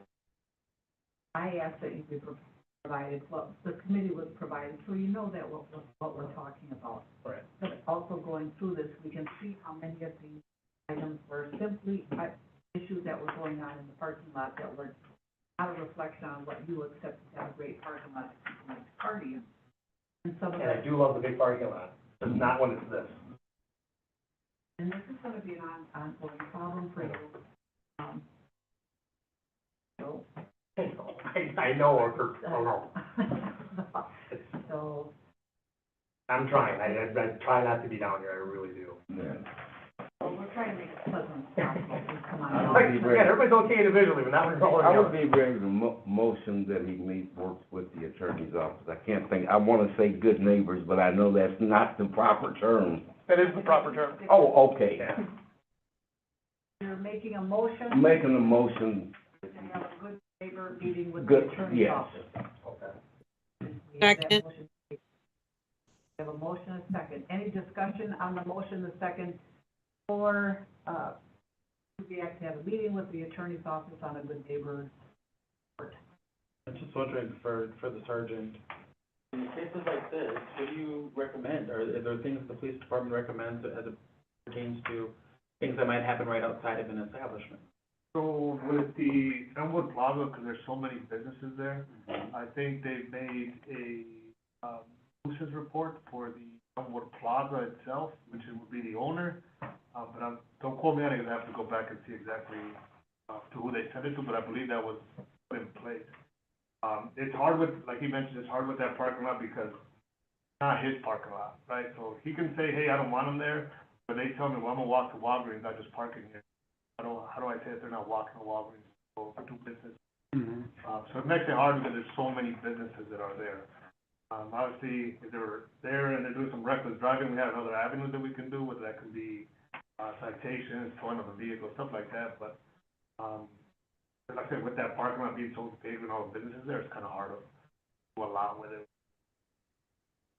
Maybe as a part of that good neighbors meeting, you could also include, the neighborhood enforcement division. I think they're the ones that would have declared that parking lot a nuisance, and bring the landlord in, because he's got or the property owner in, because he's got responsibility on that parking lot as well. It can't all be on. Is that within our ability to do? I for one would like not to include him, as he has a hot head, and that'll end up with me not having a business in it. I'm just saying, he's a little hot-headed guy, and when we start including him, then my business will be closed by him. So the use of the nuisance property ordinance is very new. We do not typically include the neighborhood enhancement division in good neighbor meetings, nor do we typically include the owner of a building. We only include the licensee, because this committee and the license is focused on the specific license, the license holder / agent, and the license premises. I don't have any information other than I had also heard that there was a potential designation. I don't have any idea of what that looks like or what that is at this time. So I guess I don't think that quite answered your question. Good neighbor meetings typically don't include neighborhood enhancement division. If it was this committee's request, I could include them, but it would be out of the ordinary to do so. And I think that there are certain circumstances that require it to be out of the ordinary, especially when you have something like that. So, I mean, my committee members would agree. I think that that's a good idea to have Ned included in on this, because at this point, any ideas where they can come from that can be suitable aren't a bad idea necessarily, and it doesn't hurt to have another set of eyes in the room. I was unclear in my statement. What I meant was that the attorney's office would have to know, be apprised on what is happening with the nuisance report. I did not want Ned or the property owner to be included in the good neighbors meeting for the attorney's office to have that information. If there's some action being taken as far as that being a nuisance property, that he'd be aware of that, and that would be part of the conversation between these two. Right. That was what my intent was. Yeah, the attorney who handles the nuisance property is directly across from my office. Like, my office almost looks into his office. So we do keep each other apprised on any going-ons for any of the nuisance properties that have any part of a liquor, tobacco, massage, other type of license that this committee addresses. So that is something I try to keep on top of. This is just a very new development. You can shoot him, you know. Yeah, or just stop by his office tomorrow morning. Okay. Sergeant Ortiz, extra attention. So I know that at least with the sheriff's office, we have people property owners who, like, request extra attention, do you guys, as an organization, like, create extra attentions for businesses? Yeah, so there's two things that we do right now. One is the extra attention, we're offering to self-dispatch to the bars, and we have done the doobies, where they just post for a little bit, see what's going on, there's no violation of legal. We also do the building checks, when the business closed, self-dispatch. But there are extra attentions that we do throughout the city, different bars and businesses, not just bars, stores and stuff, but, yeah, there are self-dispatching. And this is kind of, I don't even know if this is within scope, but where does your jurisdiction stop and the county start back there? 'Cause it gets kind of fishy. As far as I know doobies is ours, Right. and then you guys have Family Dollar or whatever's there. I think that belongs to you guys. I believe Walgreens, and it's ours. So much. Yeah, Elwood's weird. Yeah, okay. The little finger that just sticks right up the plaza, and it's just weird right there, yeah, I know. Well, Mount Pleasant should have part of it. Yeah, Right. yeah, they're right there. So, I mean, the only reason why I asked is to see if, like, you know, obviously the good neighbors is good, but then like extra attentions between you all, and then us as, at the county, see if we can do something to help. And I'm always welcome seeing patrol cars, you know, going through the parking lot a couple times, especially on Fridays and Saturdays, it's a welcome sight. And then for the weekends, especially since this is an ongoing problem, is there like, and I don't know if you're in roll call often throughout the summer, is there like a discussion with patrol guys of that area to like, okay, frequent this area? Okay. So I actually am a roll call sergeant for Lake Power, Okay. so my hours are 4 to 2:30, so I'm out there, you know, when I'm 4 on, 4 off. Yeah. But, yeah, so when obviously social media, there's a bunch of stuff that goes on social media. Anytime we get any kind of information where there's gonna be a bar, there's gonna be a certain person going to a certain bar or stuff like that, obviously I alert that at roll call, and then at that point, we're gonna provide extra attention to a certain bar, but hey, keep an eye out. If I see anything, hear anything, let me know, and then we'll take some kind of appropriate action. We are informed. Appreciate it, sir. Alderman Kelly, you have your hand up? Alderman Kelly? Yeah, sorry, I had to unmute myself. So basically, I was just gonna, state the same thing that Alder Frazier did, about getting more attention.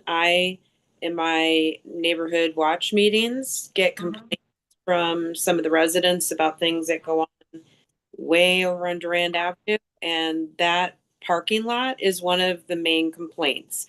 I hear from people that don't even live in my district, and it's happening not only probably during the midnight to 2 a.m., but it's also happening at 3 or 4 a.m. because that's the complaints I'm getting from people in this area. So they use it as a drag race. I know last summer we had these pop-up little things going on at Graceland and the beach, whatever, and that Elmwood Plaza was included in that. Had nothing to do with doobies. It most certainly had to do with these organized little pop-up things that were going on around town. So I certainly would like to see that get addressed, whether it has to be multiple municipalities get involved. But it certainly is not just on the bar's shoulders of what is going on in that parking lot. So I just wanted to make that statement. Any other questions from the committee? The motion has been made and seconded. Right? Yes. Alder Kelly did. That Mr. Dubiak meet with the city attorney for good neighbors meeting. Discussion on that motion. Being none, all those say aye. Aye. Aye. Opposed? Passes. So, Mr. Dubiak, you can expect to hear from the city attorney's office at some point, set up a meeting or full conversation. Okay. And it's good to see you. Again, you guys are all okay individually, you know. So no strike was implemented today then, correct? The recommendation was, Provided you actually do the good neighbors meeting, no strike will be. yeah. Okay. Okay, is that it? All right. Good luck. Thank you. I really, other than that, I really want to see you guys. Good luck. All right, Is that yours? thanks, guys. No. No. Next item, please. Item 0061-26, communication requesting to discuss constituent outreach and what to do as it pertains to videos, texts, emails, etc., received from the public regarding licensed establishments. Thank you. Sam, is there anyone from the public we should speak on this item? There is not a member of the public. There is a lieutenant here, I mean, lieutenant, correct? Yep. Sorry, from the, police station that's here to offer some guidance if you so would Would love. see that. Would you like to come up and join us? Really need to have a quick. Yeah, that was a horrible chair. I'm sorry. All righty.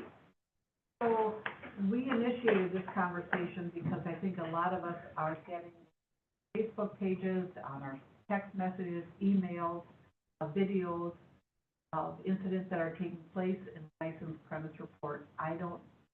This is something new. The technology has changed to such a degree where this has not happened in the past, where we were individually being contacted individually as a member of the Public Safety and Licensing, even as the chair of Public Safety and Licensing. I do not have unilateral authority to address any of those things.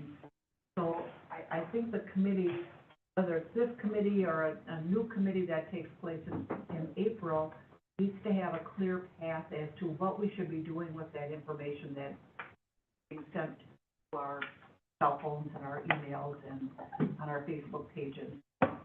So, I don't know if anybody wanted to add to that, just so that we're all clear on what I'm hoping this discussion will be about. No, Chief called me, and this is doing for you, okay, about the use of Axon. I don't know. We can have some discussions about Axon. So obviously, we have unlimited storage, and we have a way to share community request links. You guys know what Axon is? So Axon is all encompassing. It's our body cams, our dash cams, our signal signers, tasers, also our evidence storage. So when we think about that, it's our evidence storage. And can weigh in on this. If you're getting a random video and it's not associated to a crime, is that evidence stored? If you're getting I don't know what kind of videos you're getting. Are you getting hey, look at these underage drinkers at this bar, hey, look at this, look at that, look at this. And there's not much we're gonna do with a video of underage drinkers at a bar, because we can't even identify them. That would be something where we would have needed the call for service when it happened. I think what prompted this discussion was the video that was uploaded on one of our Facebook pages for an incident that took place, a fight that took place in Doobies back on January 3rd.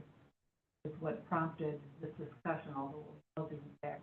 All right, so now that we have a crime that occurred and we've had an incident report, I guess we would need to filter out if we already had that, because I know that they did have the video sent to us. The premise did? The police department, the investigator. Had that from the cameras in the bar? And on Facebook. Okay. So, I guess outside of like Doobies, like what other types of videos and text messages are you getting? So, like for me, not to cut you off, sorry. No. Like the incident at my office. Okay. So I got a lot of people who are contacting me. And I couldn't go into detail with Chief, how that works. But I don't know if their idea is that we could potentially upload videos to Axon for you guys to like filter through, or So I don't know.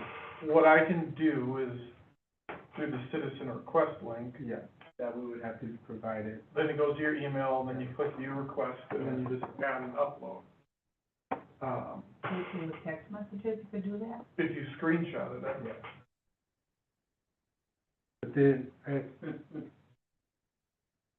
it's weird because I know the program. yeah, but so then with that, like somebody would have to send us the link Correct, and for that. but then how would that, because as far as like, would this turn into like a self-reporting thing? If we're talking about bar 123 had an incident, and you have stuff from bar 123, and you know the date, and I can find the complaint number, Okay. I can send the citizen link associated with that complaint number, and it would get uploaded to that case. Has to be a complaint number first. If you tied to a complaint. Right. I did talk to the chief, just spitballing ideas. We could do a generic complaint number for info and then location, city of Racine. And when I send the link out, it would be to Malik Frazier and for his middle name. I can put the establishment he's, sending a request about. So now keep in mind, we have 26-1234, we have 75 uploads to it. Right. I'd have to scroll over his name, very familiar, I'd scroll over his name, see Frazier Malik, and it would show me your middle name with the incident. If that incident became something, where there was a crime report, or, he could reassign it to the appropriate complaint number.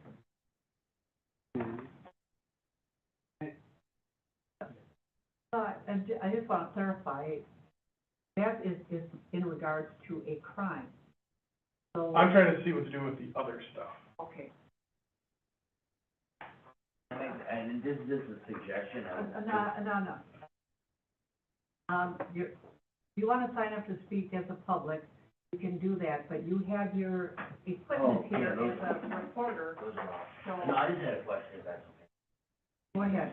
My question, and this is, you made a good point, is the committee, now, could you guys make a file just for like public safety and licensing? Is that an option? I know you wasn't speaking to me, but no. Yeah. No, you can't do that. You have something to say? Technically, you could, but it's a complicated He's gonna process. pop if he doesn't say. Yeah, so I would suggest that the city of Racine has a police department for a reason, and that is to investigate any allegations of law-breaking, crimes, ordinance violations, et cetera. If alders receive reports of crimes, violations, underage drinking, fights at bars, it should be sent to someone at the police department to determine, when it took place. It might have taken place years ago, and it could be an older video. It doesn't rise to a level of violation that requires a investigation or a response. And then whomever that officer is determines whether we already have that evidence and then sorts it in, and then either sends out the link through Axon to allow that upload or says, thank you for that information, we already have the video. And I think that the alders should rely on the police department to do this investigation and just pass on information as they receive it, because that is the role of the police department in the city. That's why the answer is no. And I think my hesitation with all of it is, I don't want to create more work for you, because what you just said about listening, like, perhaps you do get 75 entries, that's a long time. And then depending on what for you all that don't know the job, that's a really long time. And I'll just give you an example. Today, I had court, and I had to watch 2 hours worth of my body cam footage for an arrest I made 2 years ago, so that I could go to court and testify. That's a long time. So you multiply that by 15 different people who can be uploading 5 to 6 videos. It's just an estimation. So that's a lot. And staffing is an issue, and it just, I guess I don't know. And then part of the other side of that, my hesitation, is the weaponization of it. Because I know a lot of people who would tell me things because I have that dual role as law enforcement and as elected, and they would tell me things because they just think that I can just, whatever, do what I want. And it's like, no, that's not how that works. You have to go through the PD, even though I work for the county. So it's like trying to find that middle ground. And I guess I just want to be respectable of your time, so that I'm not tying you guys up with. So. I think a lot of it is, there are people that are, they inundate us with videos and texts and phone calls that are just agitators in the community to stir things. There are people that are genuinely concerned about things. I think that is where, you know, something's happening and you're witnessing it, your first point of contact should not be your older. Maybe the police department if there's an emergency or the non-emergency line. That's a better way for them to track what's going on. For me, in my view, even getting tagged on whatever it is or messages or what have you, unless there is something on the licensed premise report, there's nothing that we're gonna be able to do about it, and it has to warrant to be able to do something about it. And I think with Alderman Widener had alluded to earlier, with the advent of social media and technology and phones, those of us that do have these platforms or, I don't wanna say, or maybe are more digitally active, that they are like easier targets because they know that they'll get a hold of you and you'll respond, what have you, whether that's through text or email. But we can't stop people from sending us stuff. It's just the way it is. But that's always my recommendation to anyone who reaches out to me. If you think it is something that is emergent or what have you, then you need to call the police. If you think it is something that is happening and maybe it's not an emergency, call the non-emergency number. That's what we have our PD for. So in that kind of case, what do you do though, when, say, for example, somebody puts something on Facebook page, like fight that took place at Doobies, and you want to tell them that they should send this to the police department, how do they do that? And should they do that? It's a sticky situation because most of the time, especially if you're getting tagged, let's say an automatic Facebook page is getting tagged in something. This is in these discussion forums or these different areas of Facebook world. At the moment you're going to comment on something, now you have 58, replies to something else. So you're kind of digging yourself into the mud there. I mean, other than just realizing what it is and then maybe reaching out via email or a phone call, police department aware of this. Oh, yep, okay, cool, done. There's probably nothing that we have that the police department doesn't already have. But at the same time, you don't want every time an incident happens that we're reaching out to the police department because we have other things to do as well. So that's the fine line that we're walking.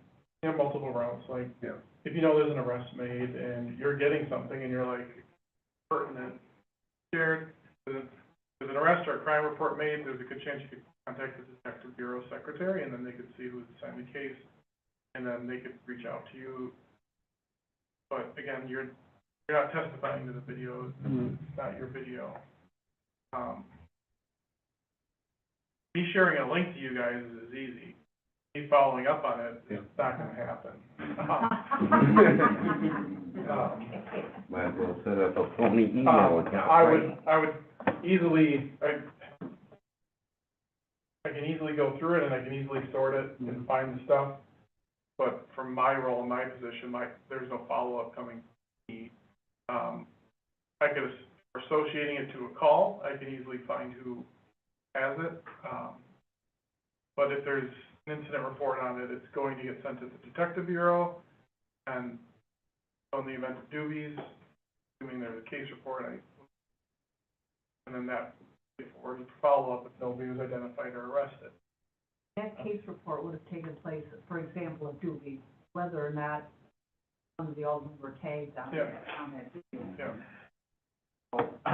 That also depends with, so responding, like, for example, the one at Doobies, responding there, that's gonna create at least a licensed premise report, so everything as far as that's gonna be documented.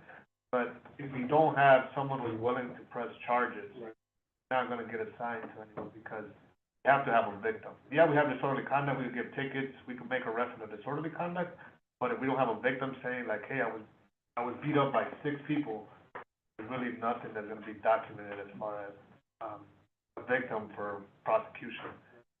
More for the licensed premise because we responded to a bar versus the follow-up or the investigator follow-up on any of the other. So there's not really going to be for this issue, and it's just going to be a judgment call on the part of those of us that receive those. I know what I've been doing with the emails and the text messages that I receive are mostly neighbors of 2 bars that are on Douglas Avenue. There's been 2. When I get many emails, the other was text messages, and what I told both is that I'll police, and then what a report. Go ahead. I have a question for you then. Okay, So maybe, this could be, in your terms, a broader discussion for the council at committee of the whole, whenever we have a meeting. That's a whole other thing. But where the police department can come in and kind of like, I want to add more to you guys' plate, but give us a presentation, so that for all the other auditors who are in this position, they at least have some knowledge on what their options are when it comes to relating to. well, I see your point, but then I'm wondering, do the other aldermen get these on their Facebook page, or get these text messages, emails, or are we being singled out because we're on this committee? I have all those technologies, but I've never gotten one. I have got complaints, text messages, but I usually would refer them to the appropriate place. I've heard, non-emergency number, in many cases, it was referred to neighborhood watch, wherever it needed to be. And to me, that's the best way to handle it. And I think that, to Alder Frazier's point, is committee as a whole have a broader discussion, because, yes, right now we're on this committee. But come April, there could be new alders on the committee. So if we have that information where we're all there, and we're able to get that, I don't think that's a bad idea.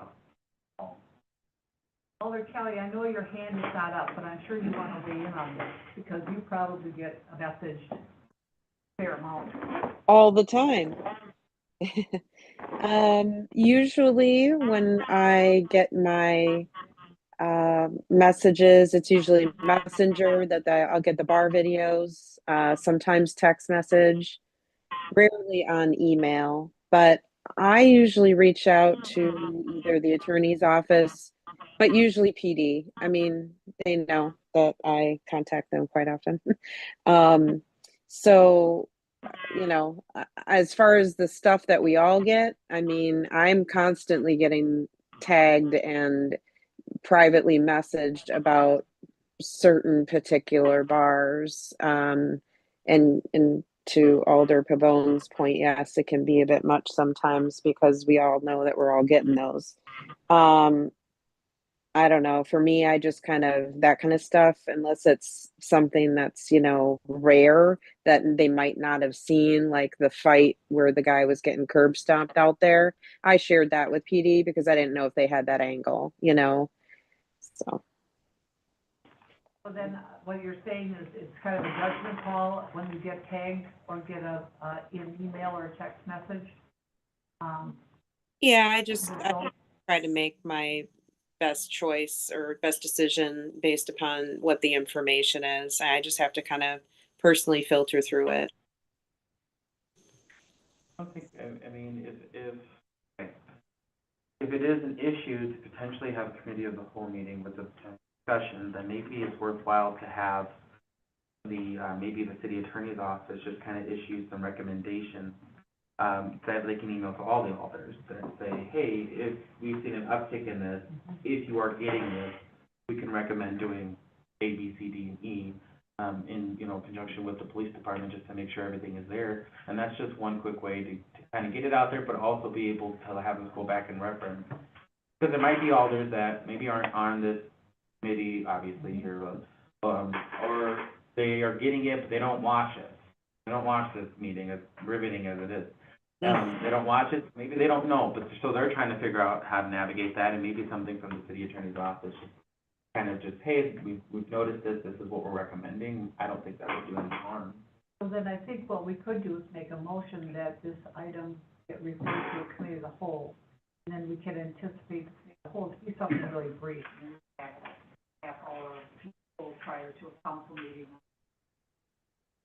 I'll make that motion to move this to a committee of the whole to have a discussion with the entire council on this topic.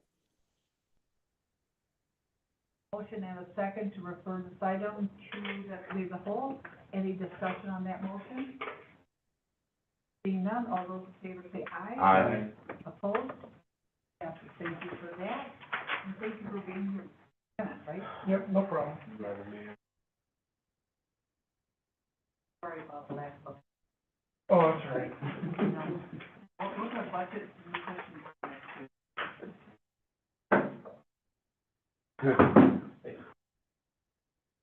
Next item, please. Item 0047-26, communication on behalf of the City of Racine Police Department for the license respondents report. Dave Sargent. First, where it says from, and it says Sergeant McGaff on there, I I saw apologize. that. It should have my name. So you changed your name? Don't let him know, because that's actually my lieutenant. Yeah, I demoted him. But cost for service, so a few of the ones involving the firearms, or at least some kind of firearm violation, we had one on the 12th for the blue. There was an officer with dispatch reference to shots fired. There's one spec casing that was located in the parking lot just next to the blue. We made contact with the bar, and there was video surveillance of the incident. License permit report was completed. Taste the Soul on the 18th had a call for service for a group of people fighting. As officers were arriving on scene, parties were leaving. As officers were there, one of the officers called shots fired, pretty much advising that he's hearing shots being fired. It was later learned that the shots fired came from a vehicle, and the investigation is still ongoing at this time. I know they're working with Taste the Soul to see any kind of video surveillance and stuff like that, but I don't really have any. Cooperative? As far as I know, yes. Haven't mentioned anything to me as far as them not cooperating with them. That one's still ongoing, so I don't have much details in reference to that one. Okay. And then, Caleb Barr had an incident on the 24th. There was a call for service for an unwanted party. Two individuals that went inside the bar, causing some kind of disturbance. They didn't want to serve them alcohol, and they were advised to leave. Shortly after that, something was going on in that parking lot because it was captured on video, and then there was damage to the window of the business. We don't know exactly where that shot came from, but it appeared to be a shot that was fired at the bar. It was reported, and then we did our license permits, and then there'll be follow-up on that. Other than that, we had a few fights at a couple bars. One I want to mention is we had one at Honors involving two parties. There was a couple that had a disturbance, and that fight kind of created a little bit more fights just because they were trying to break up the fight. So, but other than that, that's all I have. Any suggestions, opinions on anybody that called in, slapped around a little bit? Not at this time, not from what I'm seeing from the report. How about from the committee members? Any big concerns jump out at you? No, even though some of the claimed friends are still showing up. But I don't have any. Right. All right. Make a motion to receive the file. Second. I think we want to receive and file, we want to approve Oh. the license premise report, so that it'll be included on our committee report. I think we gotta vote on that first, though. The motion is Unless maker they want and to the withdraw it. seconder would withdraw. I'll withdraw it. Withdraw it. I'll thank you for Withdrawn. that, because I didn't want to pull out my Robert's rules. I get mine, That's what Ian's here for. Yeah, Control F. There you go. So I entertain a motion to approve the license premise report. Move to approve. A motion and a second to approve the license premise report. Any discussion on that motion? Seeing none, all those in favor say aye. Aye. Opposed? It passes. Okay.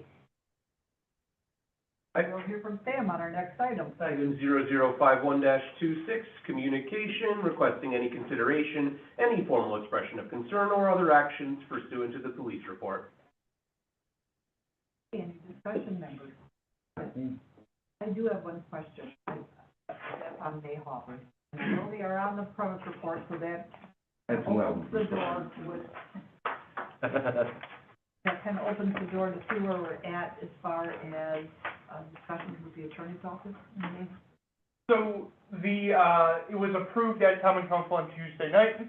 I have been on vacation until Monday and came to a extensive inbox. I did receive a call from Robert Brooks today. I have not had time to return it, but once I get back to him, we will talk about the future of Mahavers.